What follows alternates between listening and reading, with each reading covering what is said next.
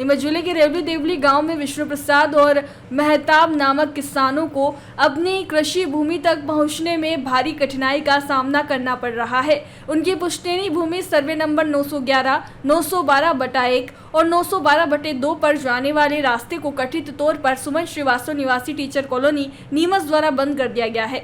किसानों ने शिकायत की है कि वे कई सालों से इस रास्ते का उपयोग अपनी कृषि उपज और औजारों को लाने ले जाने के लिए शांतिपूर्ण तरीके से कर रहे हैं। उनका आरोप है कि सुमन श्रीवास्तव, जिनका पीटी विद्यालय उनके आगे बना हुआ है, आए दिन रास्ता रोककर उन्हें परेशान करती हैं।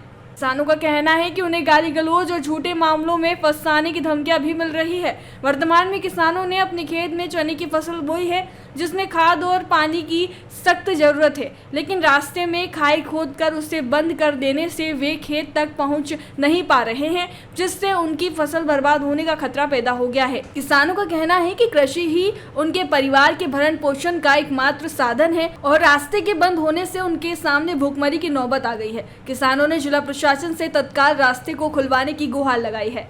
मेरा नाम है, मैं रेवली से निवासी हूँ और मेरे रास्ते का मतलब कम से कम 15 साल से हम उसी 13 साल से उसी रास्ते से जा रहे थे। और उसके बाद हमारे क्या है कि तहसीलदार साहब, नायब साहब और पटवारी साहब सब आए थे, उसमें पंचनामा बना दिया। अभी उसके बाद भी वो रास्ते पे जाने नहीं दे रहे और वहाँ स्कूल बना रखा है और मैडम है सुमन श्रीवास्तव, उसकी जो उसका बेटा है हर्ष श्रीवास्तव, जो बड़ी विख्यात कोचिंग चला था, पीटी कोचिंग यहाँ नीमच में। अब उसका कहना है कि मेरा लड़का सब जानता है कानून, मेरे पास पैसे भी है, कोई कुछ नहीं कर सकता।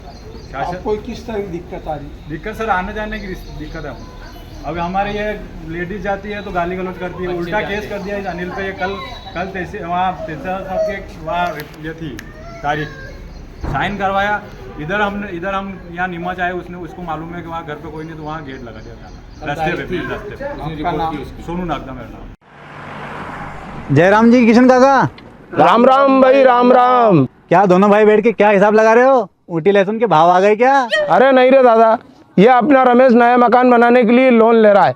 हिसाब किया तो पता चला कि लोन का पैसा तो ईंट और रेती में ही पूरा हो जाएगा। और अभी तो सीमेंट लानी है, सलिया लाना है और तो ठेकेदार को भी पैसे देने हैं। मेरे तो कुछ समझ में ही नहीं आ रहा कि कैसे बनेगा मेरा नया मकान। अरे किशन काका, कहाँ इन रेत, सीमेंट और लाल ईंटों के चक्कर में पड़ रहे हो?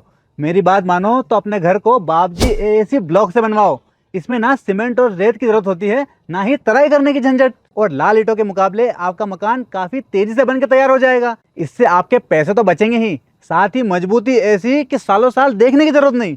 और इससे आप अपना मकान ही नहीं, कुएं और खेत की बाउंड्री वॉल भी बनवा सकते हो, जिससे रोजड़ों की समस्या भी खत्म हो जाएगी। वाह भाई, ये तो कमाल की चीज है। फिर तो मैं अपना घर बाबजी ब्लॉक से ही बनवाऊंगा और मैं अपने खेत की बाउंड्री वाल। ज्यादा जानकारी के लिए स्क्रीन पर दिए गए नंबर पर अभी कॉल करें। बाबजी एएसी ब्लॉक्स, स्टील से मजबूती।